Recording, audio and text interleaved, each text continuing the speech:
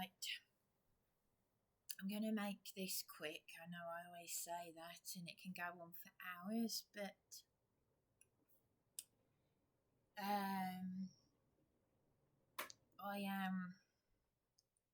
I've just gone through a very, well, when I say horrific, if I say horrific, then what's horrific to one person may not be horrific to another. You've got to go, I'm speaking from the heart. So if I say horrific, that's how it is. I mean, maybe horrendous might be a better word, but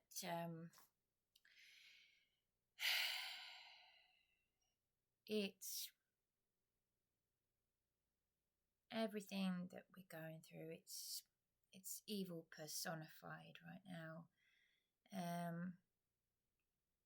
And as I've just read from Sussex World, my transgender sister, I saw her article. Well, it's not her article, but she is pictured with her friends in an Sussex World thing where her friend died of cancer.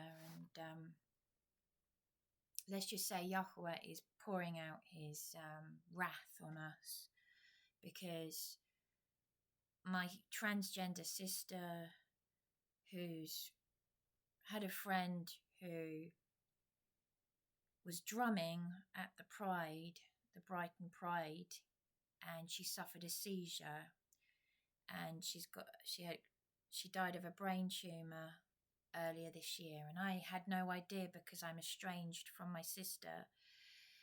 But anyone who knows about this sort of thing, drumming, you know they've got, even at the hospice, they've got the penta what's it drummers, and they've got a pentagram on it.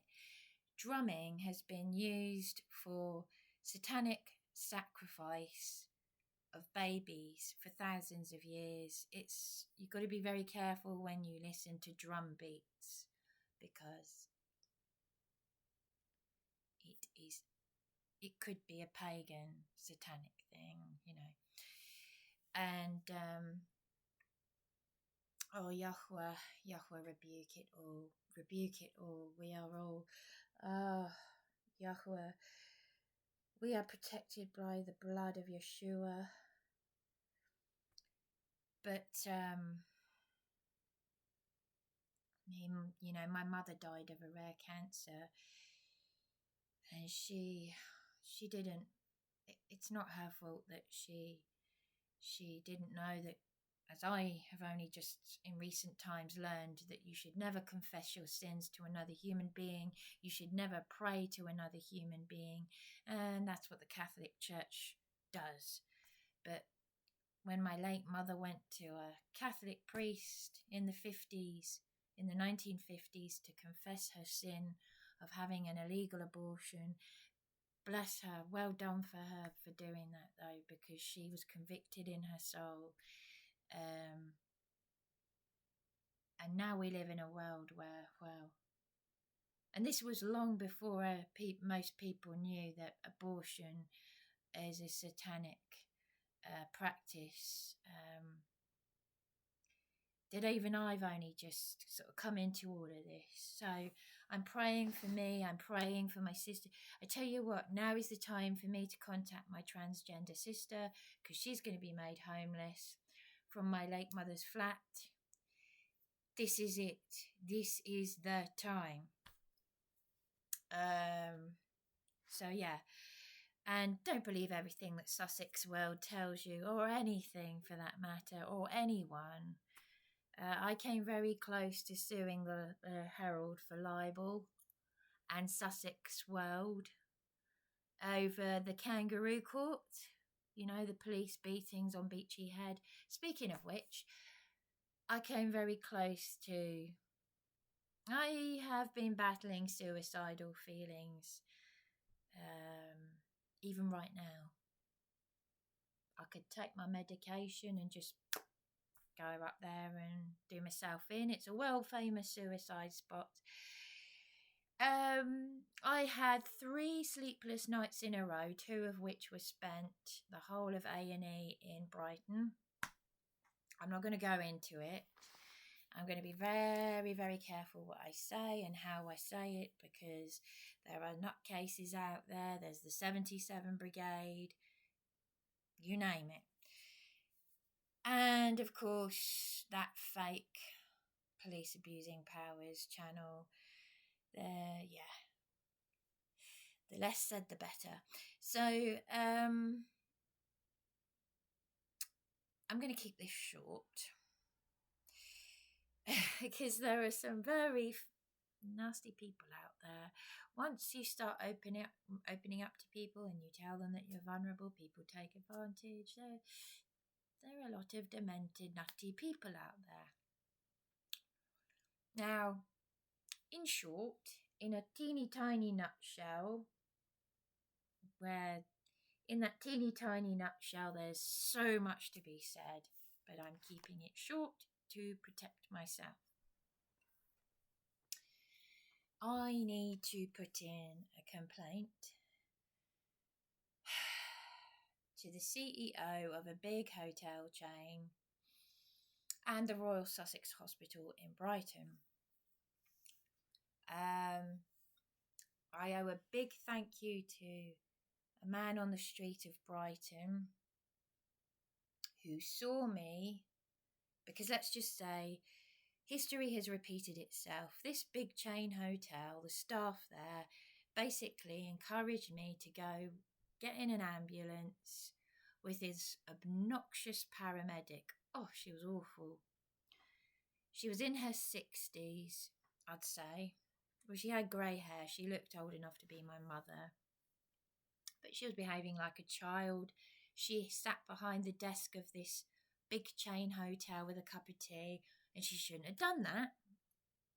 And it was horrendous. Her younger male colleague was, well, let's just say he probably felt under the thumb, But the other paramedics that I'd seen before that, because I'd had 2 lots of paramedics called to me by the hotel and they were useless. Not their fault, so to speak, but the second lot of paramedics, my partner was asking the first lot of paramedics not to patronise me by keep saying my name and the way they were saying it and repeating it as if I was, And the second lot of paramedics, wow, they did a vulnerable adult referral. And of course, adult social care never rang me back. And yet at 2:30 in the morning, this obnoxious Nikki wouldn't pass on a message, wouldn't give me her name because I had to ring back and find out her name. Isn't it funny, though, that they put on record, all they do is say, she's recording. She says she's recording. She's recording. She's recording. Recording. Recording. Well, what have you got to hide? I don't mind if anyone records me because I haven't got anything to hide. But it says a lot. It says a lot, doesn't it? I'm learning as I go along. I had to tell this idiot in A&E in Brighton that he said, you're not allowed to record. I said, by law, we are. If you find... And of course, because he didn't like hearing what I said, he discharged me and he was trying to shoo me out. And a call handler from 999 told me to go back in there and say I'm a danger to myself and to ask to speak to someone else. And she said, you're a brave person. This was a call handler from 999. I did what she said. And you know what? I was told that mental health people refuse to see you and they're going to call security. This was upon walking in and just asking to be seen. So there's a threat to me just for walking back in there. 3 great big thugs came, 3 great big security guards. They were huge. But of course they're cowards really, because they're just doing as they're told. They can't think for themselves, it was quite funny at one point because I made an announcement to the rest of the A&E. I said, is anyone feeling unsafe? And they all went, no. And I said, well, funny that, because I am. I'm walking out. So these 3 great big security guards come out. You couldn't make this stuff up. And would you believe that on this occasion, it was the police that were nice to me? Yeah. In fact, they saw me trembling. When they arrived, I opened the door. I said, and I was trembling, I was terrified. They're there to serve us and to protect us under common law and to keep their oaths. But because I've been beaten by the police so many times, I was terrified. I opened the door to them and I said, I don't want to let you in. And I let them in. And you know what? It was the male. It's always the men that I get on better with, 9 times out of 10. Funny that. And yet I've had attempted rape, not by a police officer, although if you have a look on YHWH, there are women being raped by UK police officers. Just have a look at the petition by the National Domestic Abuse Helpline. Rape from police officers. But it's the males that 9 times out of 10 I get out. But it was a nice female and a nice male police officer. So this has all been orchestrated, by the way, the good cop, bad cop thing. But the male thanked me twice for letting him in. I said, I don't trust any of you. You know why, and why I'm tarring you all with the same badge, because of the criminals. So that's why he thanked me twice for letting him in. So anyway, the police were the good guys, but hang on a minute here. What's going on behind it? I'll tell you. This big chain hotel that I self-funded as a loyal guest for just over 4 weeks encouraged me to get in with them while I wouldn't have gone with them had I known that the hotel were packing up my stuff. So it's exactly the same. And I stupidly trusted them. Of course, I don't trust anyone, but you know where I'm going with this. If you're a vulnerable adult and you haven't got a support network. Darren and I, thankfully, we are on the same page. He noticed that one of the receptionists, who had told me on the quiet that she had been on a train track herself, and that's how she got a diagnosis. So maybe she's played the system.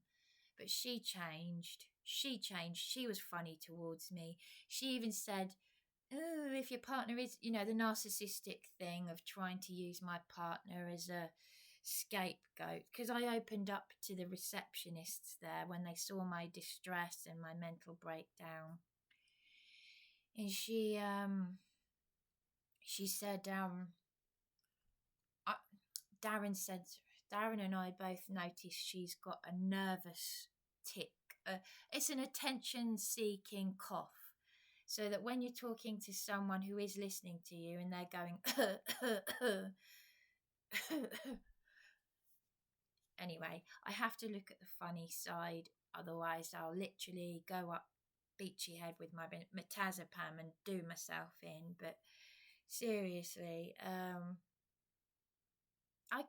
we see through people because we've got YAHWEH on our side. He's looking out for us. We are in a war zone, and it's a spiritual and psychological war. So anyway, Darren doesn't like me even doing that. He says, I can't, the hand gestures, you've got to be careful because people will take it another way. But anyway, so,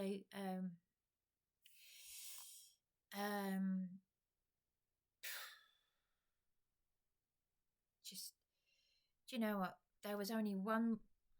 The supervisor had lied to me as well. She deceived me. She said she would ring Eastbourne Borough Council on my behalf. Fakey. There's only one receptionist And I feel bad because I criticised her on the quiet. When I say I criticised, I genuinely mean it. But I didn't. It's very difficult. Not, you know, a lot of people are brainwashed with the new age stuff. And this lovely receptionist, bless her, she was the only person who was genuine, but I couldn't stand the new age concept of leave it in the past. And it's like a satanic mind control social engineering thing that people just can't see what they're doing. But she was a lovely lady with a foreign accent, and she got it because she's a carer. And she said to me, now I know why she said to me, you've got to be careful because there are people who will call the police. There are people there who don't understand. And we've got no. So she was pre-warning me. I'll tell you what, that one receptionist phoned adult social care for me. In front of me, she said, we've got a guest here who's been paying for over 4 weeks and no one's helping her. Did adult social care do anything? No, of course not. But at least she tried. It's all these others, including the supervisor, who should be sacked. That's why this high chain hotel, and I won't say who it is, but they really they created another crisis for me, because I ended up on the street of Brighton, no money, in my flip-flops with bare feet in freezing cold December, and a nightie and flip-flops. I had my coat on and I was bleeding heavily everywhere because, and this is where the humiliation is, I was crying when I was walking up the hill, bleeding heavily and suicidal. This should not be happening to a vulnerable adult. It should not happen to anybody. I don't mind saying this because the shame is not on me, it's on them. The hotel had gone in and taken all my stuff, and because I don't forget, 3 sleepless nights, 2 whole nights spent in A&E in Brighton. I go back to this big chain hotel, looking forward to having a hot bath and sorting myself out. This big chain hotel had encouraged me to get in the ambulance and go there. I come back saying, oh, I haven't booked for tonight. Oh, so I need another key. And it was the effeminate young boy on the desk, shall we say, who said, we have cancelled your reservation. We've taken the stuff out of your room. You were rude to staff. Now, I hadn't even had any kind of engagement with this boy, except for asking for some bath towels. As you can imagine, I didn't even have the energy to get angry. And all of a sudden, they've brought this man out because I'm obviously upset, as you would be if someone went into your hotel room and took all your stuff out and packed it up. And you've been self-funding as a loyal guest for over 4 weeks, and they know your circumstances. They know that your legal representative has let you down, which I'm coming to that in a minute. Now, I've been speaking for nearly 20 minutes, but I want to get to the point here. So basically, I used the day pass that had been given to me, bearing in mind, as I said, 3 sleepless nights in a row, 2 whole nights spent in A&E in Brighton. I'm filthy, dirty, smelly, and my period's just starting, which I'd forgotten it was starting, but I was, well, it's just ongoing, like chaos. So I got back on the bus with the bus pass that had been given to me by the Royal Sussex Hospital, And you'll see in the SATANIC, the SRA conference, that I think this is the same hospital that did a bloodletting satanic ritual on a teenage girl. I don't know if it's the same hospital in Brighton, but it's one of those things, isn't it?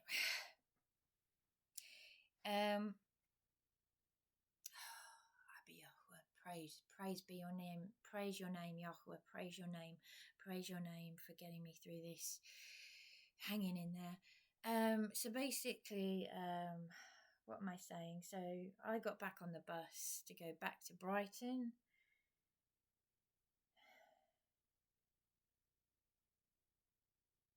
No, that's not what I did first.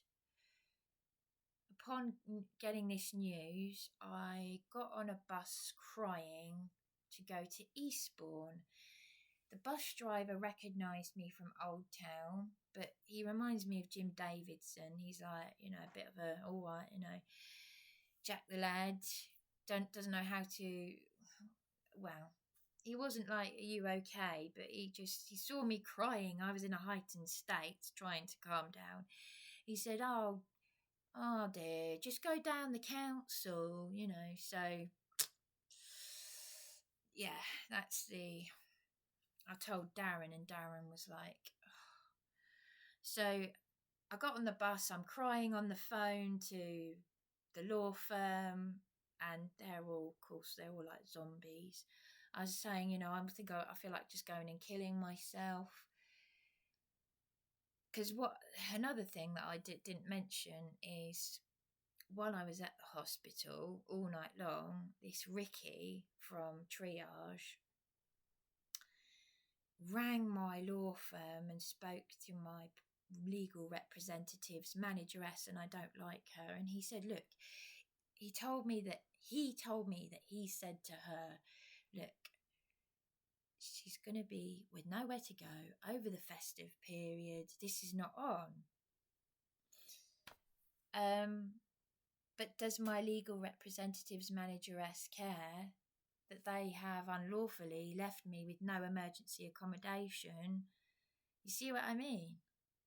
They've left a vulnerable adult in this position, and it's all illegal. It's all illegal. Even the private letting agent that I mentioned in the last video let me down, because the room that was offered to me, they said I need a guarantor, and I don't have a guarantor. I've got a sister, and my late mother's estate has run out of money. They've used up my late mother's money that was meant to be there for me as an emergency fund for the rest of my life, and it's all been used up. But they want to use what pennies are left to take my sister to court to get her out of my mother's flat and make her homeless. So that's me and my sister, my transgender sister. And of course, with this satanic LGBT thing, she should be protected. But she's not going to be protected by that satanic hoax agenda. YAHWEH Elohim will protect us. As I said, the wrath of YAHWEH has taken my sister's friend because she was drumming in a satanic parade. It has taken her with an evil brain cancer. No more. YAHWEH, rebuke this. Put on the armour of YAHWEH. Oh, I mustn't do that crossing symbol. God, you could be so careful what you do. Put on the armour of YAHWEH. Darren can remember it off by heart because he would do. But anyway. Sorry, I'm diverting here, but basically I got on a bus to Eastbourne, there was a man at the surgery who said, this woman needs to be seen. The elderly man in front of me said, this woman needs to be seen first, and pointed to me, but I didn't even say to him, Do you know what this doctor's surgery has done to me?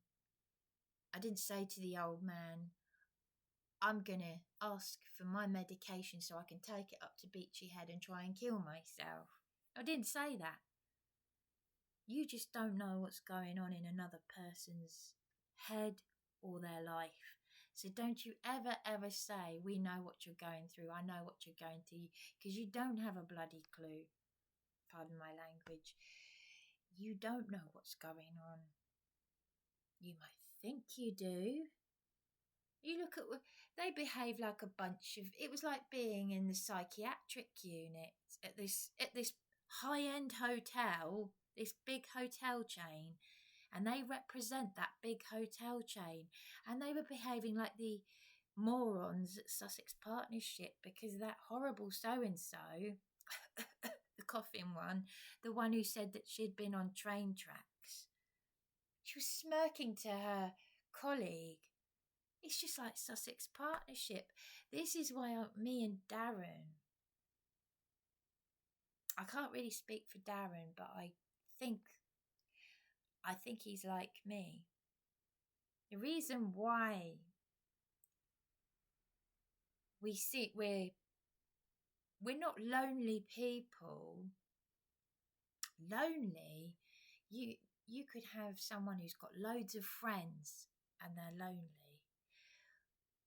We're not lonely if we have no friends. We are alone. We are choosing to be alone with YHWH and being very wary of who we associate with. Now, I can't speak for my partner, but I think that's why we're together. That's just my take on it. Because it would be wrong of me to speak for him or even to speak my opinion aloud, and I am doing that, essentially. Because I actually text his parents to say,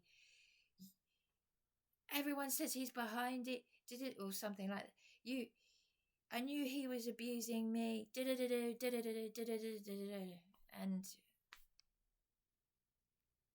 and of course I'm going to make things worse for myself and for him and his parents, and goodness knows what they think. But I haven't seen them, so they don't know what's going on. The thing is, they don't understand. His parents don't understand. And he's trying to get them to understand what's going on here, because it is just corruption and tyranny. We are in a war. We're in a war. So I always blame my partner. Thankfully, there were people at A&E saying, don't blame him, but why doesn't anyone try? It's like some of these people, you wonder if they're actually qualified to be what they are, because they are. Some of them are fakes, they're frauds, they're actors and actresses. And I learnt this from John Alexander Patterson. I don't know where they find them, but they can be from different. Some of them are foreign, some of them are English, some of them are, doesn't matter who or where, they're actors and actresses, some of them. So this I saw an Asian doctor and he was horrible to me. And he said, you're trying to get him to do something basic for me, and he said that I was being childish. He didn't want me, he just did not want me there, and I was bleeding heavily, all over myself.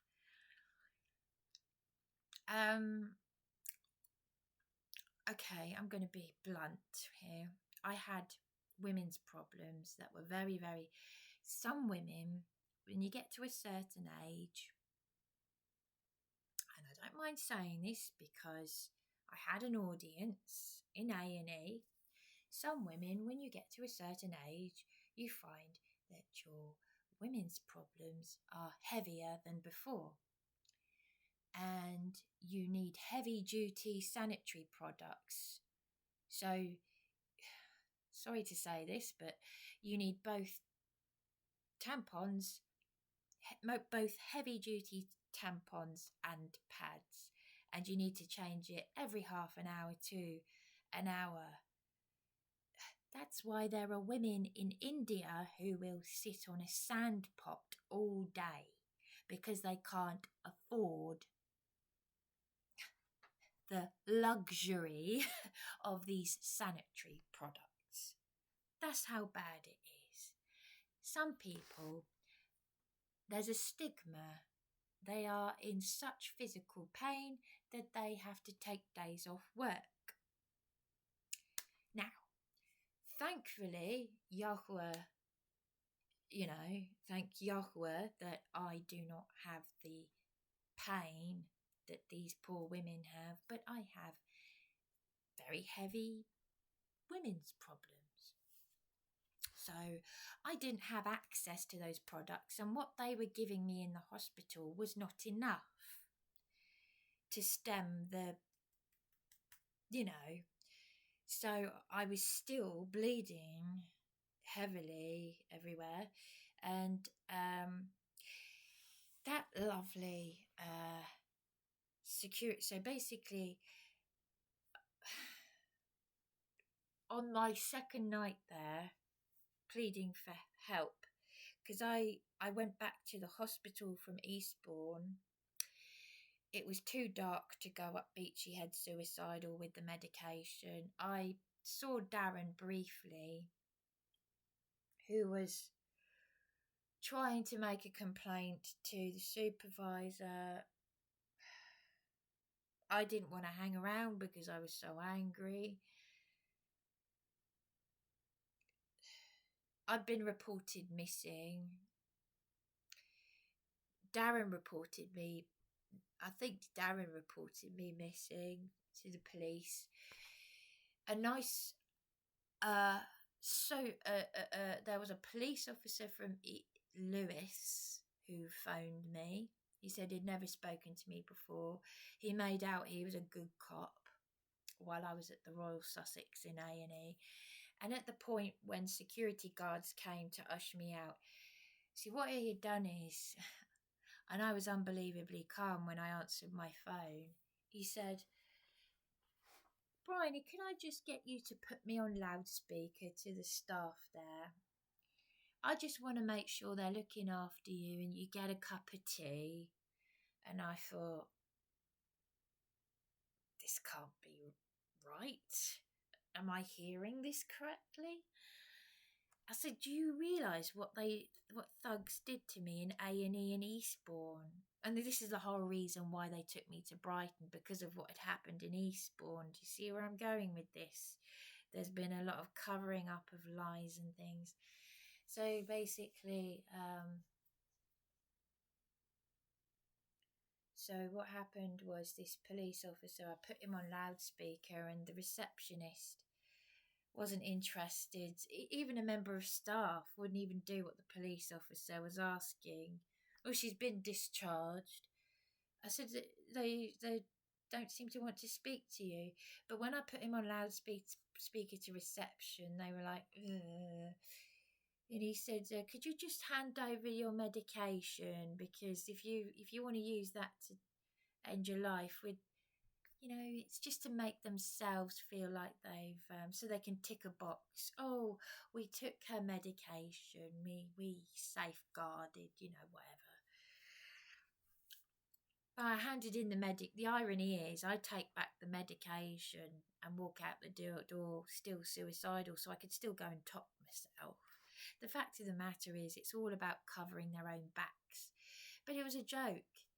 At the point when the security guards ushered me out because I was demanding, well, not demanding, but, saying I need to see someone, and they were refusing to see me, which they have a duty of care, but they don't. At the point when the security guards bullied me out, this is why a call handler said, a 999 emergency call handler said I was brave to go back in there even though she told me to. So I've been bullied out by these tyrannical thugs. And the police officer, I'm saying to him on the phone, I said, "I get a cup of tea." I'm not even getting a cup of tea. I'm being bullied out. So he'd suddenly changed from good cop to suddenly saying, "Well, you're not helping yourself." It's a joke. It's a sick, sick joke. So there we go. I could still go and top myself now. I could still go up there and do myself in. But, you know, who cares? So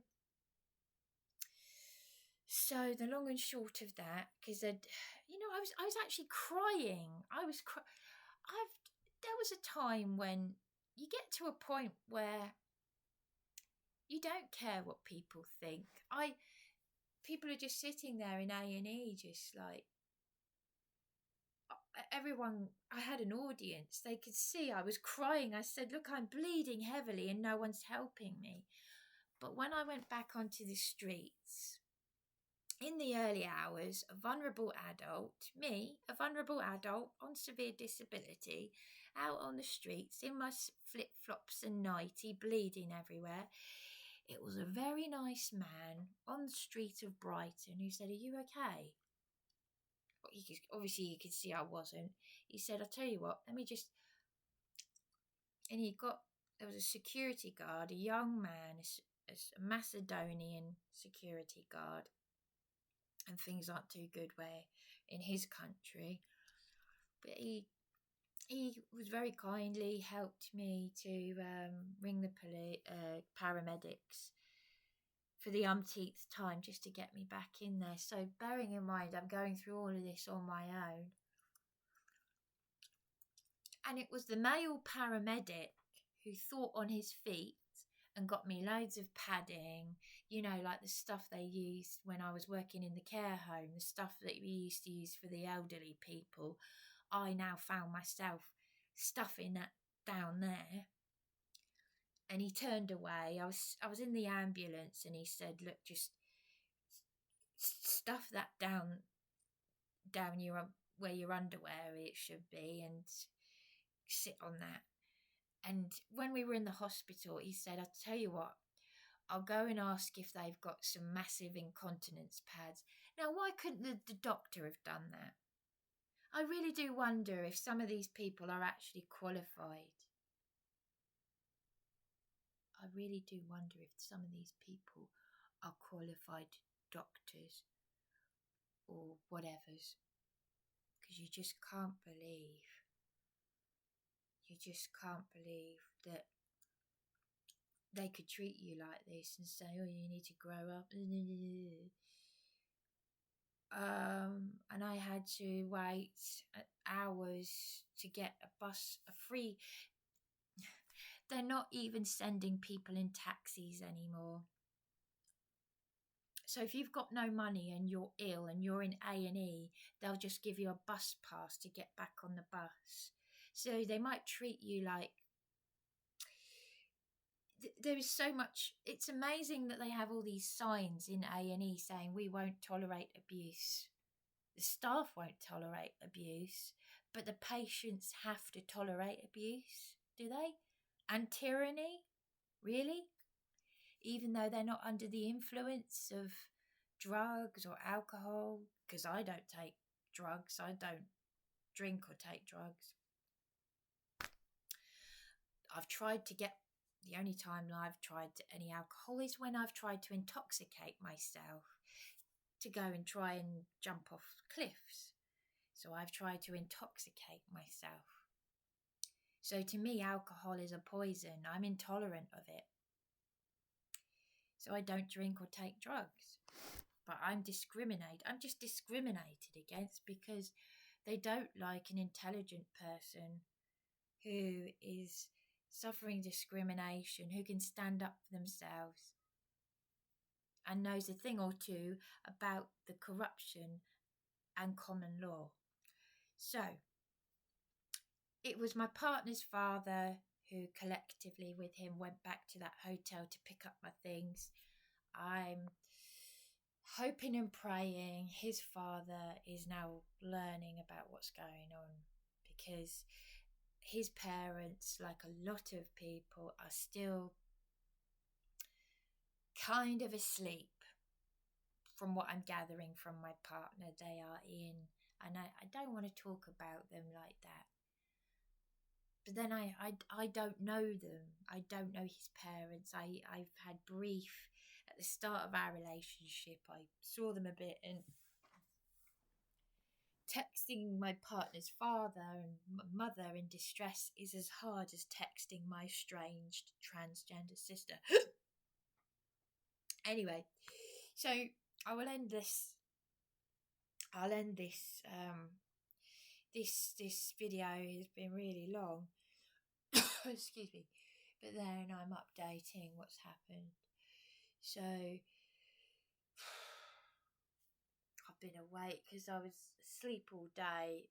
I booked this hotel because my partner's using some of his rent money and he's borrowing money again. But I don't know what I really don't know what I'm going to do in the next few days. I don't know what's going to happen to me. I'm just so disgusted with my legal representative. But the phone numbers she's given me are ridiculous. She gave me the number for Adult Social Care Connect, even though I was hung up on by someone from in the early hours who, you know, in distress, and they wouldn't give me their name, they wouldn't pass on a message. It's just, and she gave me the number for Eastbourne Borough Council. That's not an emergency number. That's why they use the phrase "we're going round in circles." You often hear people saying we're going round in circles because you are literally going round in circles. It's part of the social engineering, and they'll hang up on you. But I did just speak to someone, would you believe, from Adult Social Care Connect. I spoke to someone. It's funny, this will make you laugh. I put it on loudspeaker because it was on hold, because it's busy. You have to press 2 for the emergency line. And I went to the loo, and then I heard it was about to be answered, so I quickly flushed the loo and came out. And I didn't hear them say their name because I'd only just said hello. And this is before I'd given my name. So before I gave my name, when she asked who am I just gave a very brief. I said my legal representative has asked me to ring this number and to press option 2. And she said, right, can I have your name? And I said, can I have your name? And she was like, I immediately knew something wasn't right, because she said, I already gave you my name at the start of the call. I said, okay, well, I didn't hear it because I was in the toilet. Ooh, yeah, so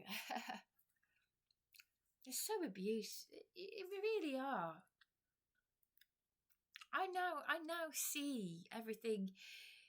In the old days, when I was living at home with my mother, I was brainwashed by the whole Jeremy Kyle Masonic institution of lies that social services have a bad name, and look at all these awful people we've got on our show. And now I'm seeing it for what it really is, and the crimes and the stealing of children and all sorts, all that satanic stuff. But I spoke to someone. No, I won't. I'm not going to say who it is, because I've got to be careful now, very careful. But so she gave me her name,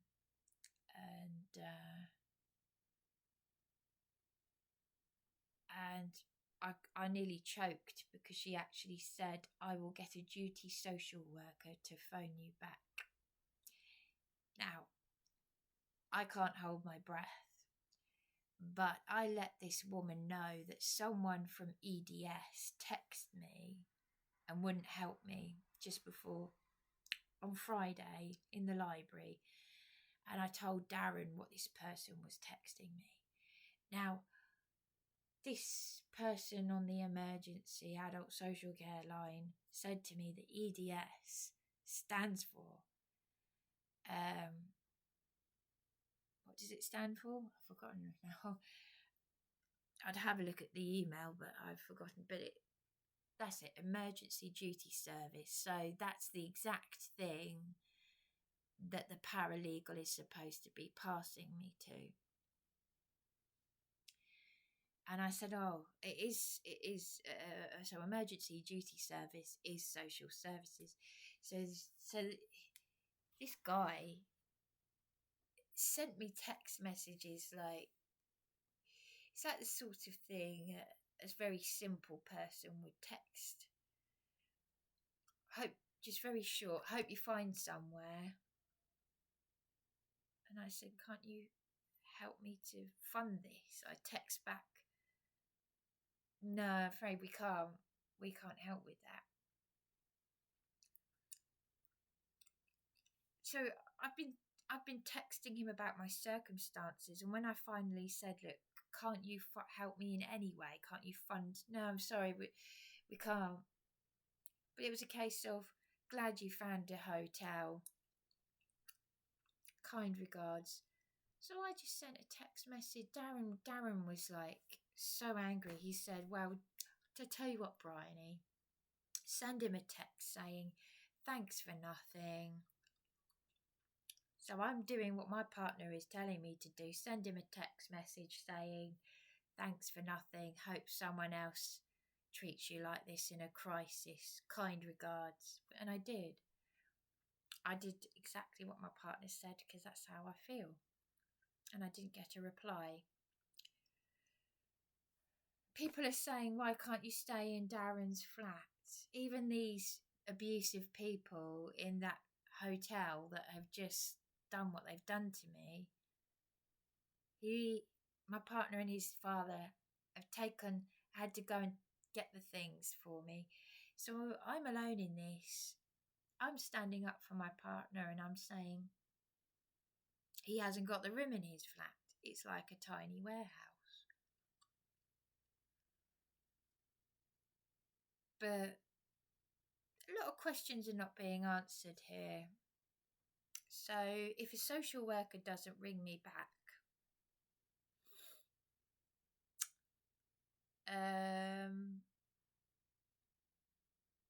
yeah, they are supposed to be.